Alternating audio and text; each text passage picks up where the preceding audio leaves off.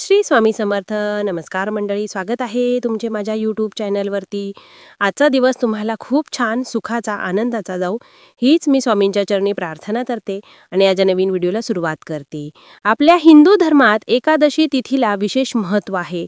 वर्षातून येणाऱ्या 24 एकादशींपैकी कार्तिक महिन्यातील शुक्ल पक्षातील एकादशीला कार्तिकी एकादशी किंवा प्रबोधिनी एकादशी असे म्हणतात. या कार्तिकी एकादशीचे आध्यात्मिक आणि धार्मिक महत्त्व हे सर्वात जास्त आहे. या कार्तिकी एकादशीच्या दिवशी भगवान विष्णू 4 महिन्यांच्या योगनिद्रेतून जागे होतात आणि चातुर्मास हा समाप्त होतो.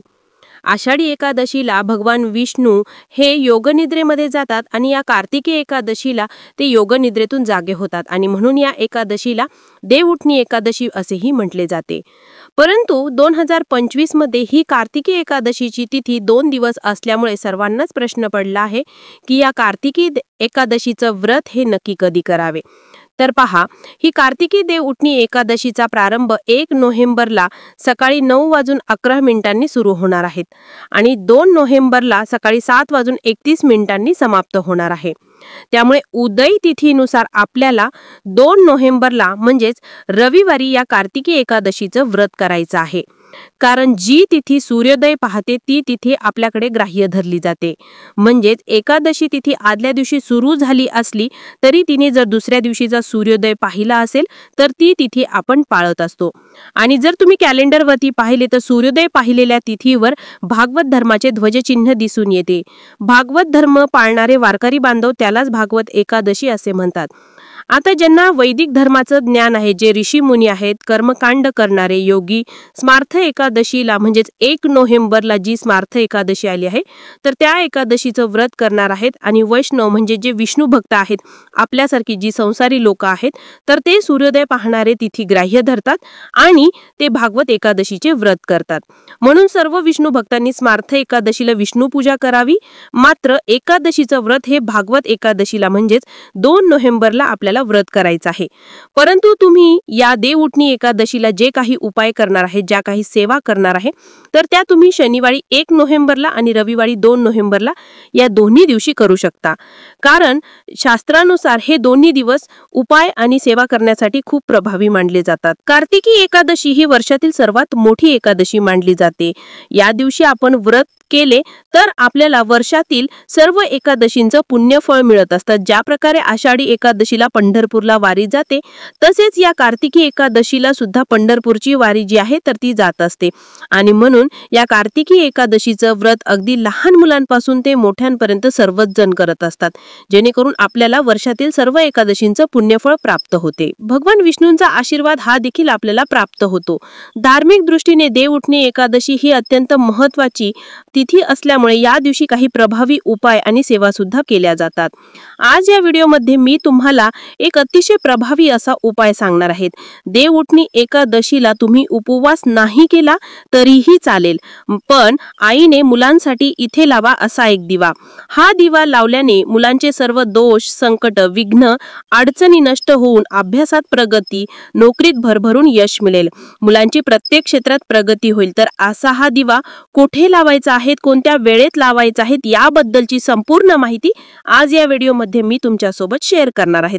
त्यामुळे तुम्ही हा व्हिडिओ स्किप न करता शेवटपर्यंत नक्की पहा. चॅनलवरती नवीन असाल तर सबस्क्राईब करा आणि असेच माहितीपूर्ण नवनवीन व्हिडिओ पाहण्यासाठी बेल आयकॉनलाही प्रेस करा. म्हणजे जेव्हा कधी मी नवीन व्हिडिओ अपलोड करेन त्याचं नोटिफिकेशन सर्वात अगोदर तुम्हाला भेटेल आणि तुम्ही एक पण व्हिडिओ मिस करणार नाही. आज या व्हिडिओमध्ये मी तुम्हाला जो उपाय सांगणार आहे तर हा उपाय तुम्ही शनिवारी किंवा रविवारी या दोन्ही दिवशी करू शकता. जर तुम्ही हा उपाय शनिवारी करणार असेल तर शनिवारी सकाळी किंवा संध्याकाळी तुम्ही मुलांसाठी हा दिवा लावायचा आहे. आणि जर रविवारी तुम्ही हा उपाय करणार असाल तर रविवारी तुम्ही सकाळीच हा उपाय करायचा आहे. सकाळी 9:30च्या अगोदर तुम्हाला मुलांसाठी हा दिवा जो आहे तर तो लावायचा आहे. रविवारी संध्याकाळी एकादशी तिथी ही संपणार आहेत, म्हणून संध्याकाळी न करता तुम्ही शनिवारी सकाळी किंवा संध्याकाळी किंवा रविवारी सकाळी तुम्ही हा उपाय करू शकता. या कार्तिकी एकादशीच्या दिवशी मुलांसाठी हा दिवा लावायला विशेष महत्त्व आहे. कारण दिवा हा ज्ञान, सकारात्मकता आणि मांगल्याचं प्रतीक आहे, जो अज्ञानाचा अंधार दूर करतो. हा दिवा मुलांसाठी लावल्याने मुलांच्या आयुष्यात सकारात्मकता येते आणि त्यांना सुख, शांती, समृद्धी ही प्राप्त होते. तसेच मुलांसाठी हा दिवा लावल्याने मुलांना देवतांचा आशीर्वाद हा प्राप्त होतो आणि मुलांच्या जीवनातील सर्व समस्या या दूर होतात. प्रत्येक आई वडिलांना आपल्या मुलांच्या उज्ज्वल भविष्याची काळजी असते. आपले मुलांनी खूप शिकावं, त्यांना प्रत्येक क्षेत्रामध्ये भरभरून यश मिळावं, ते कोणत्याही क्षेत्रामध्ये मागे राहता कामा नये यासाठी आई वडील आणि मुलं भरपूर प्रयत्न सुद्धा करत असतात. परंतु कधी कधी मुलांनी कितीही प्रयत्न केले तरीही मुलांना हवं तसं यश मिळत नाही. मुला जो काही अभ्यास करतात ते मुलांच्या लक्षात राहत नाही. मुलांचं अभ्यासात मन लागत नाही किंवा कोणतीही गोष्ट ही मुलांच्या मनासारखी घडत नाही. मुलं सतत हट्टीपणा करत असतात किंवा मुलांवरती सतत संकट, अडथळे येत असतात. आणि यासारख्या समस्या जर तुमच्याही मुलांच्या आयुष्यामध्ये असतील तर तुम्ही हा उपाय नक्कीच देव उठणी एकादशीला करायचा आहे. मुलं आणि मुली या दोघांसाठी तुम्ही हा उपाय करायचा आहे.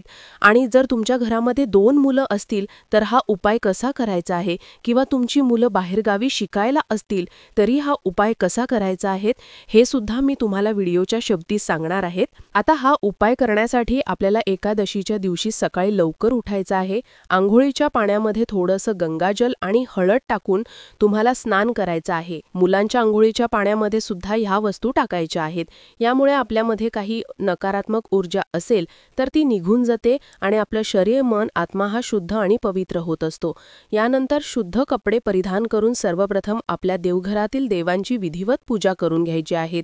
भगवान विष्णूंची मूर्ती असेल तर मूर्तीवरती अभिषेक करायचा आहे.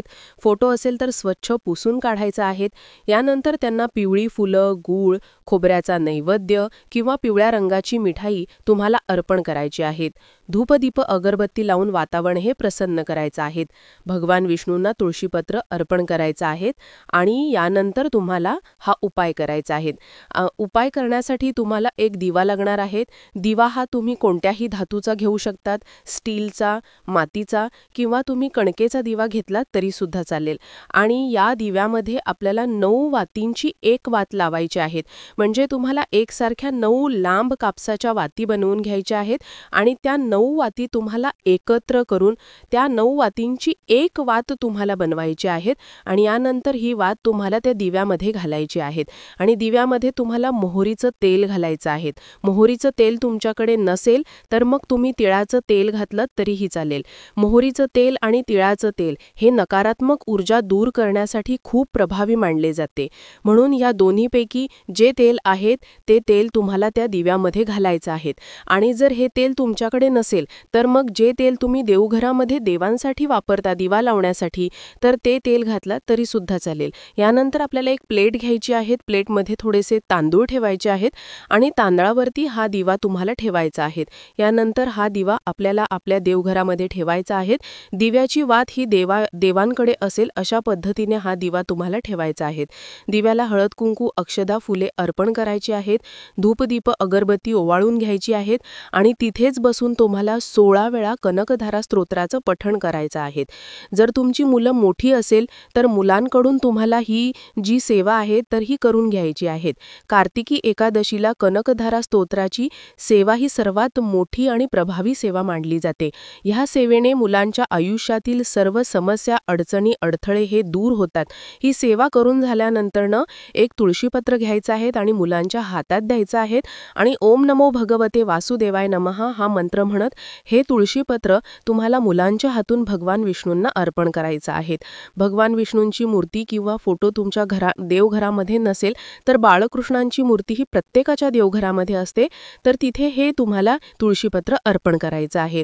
आणि यानंतर दोन्ही हात जोडून तुम्हाला मुलांच्या आयुष्यातील सर्व समस्या दूर होण्यासाठी, मुलांची प्रगती होण्यासाठी मनोभावे प्रार्थना करायची आहेत. आता जर तुमच्या घरामध्ये 2 मुलं असेल तर तुम्हाला 2 मुलांसाठी वेगवेगळे दिवे लावायचे आहेत.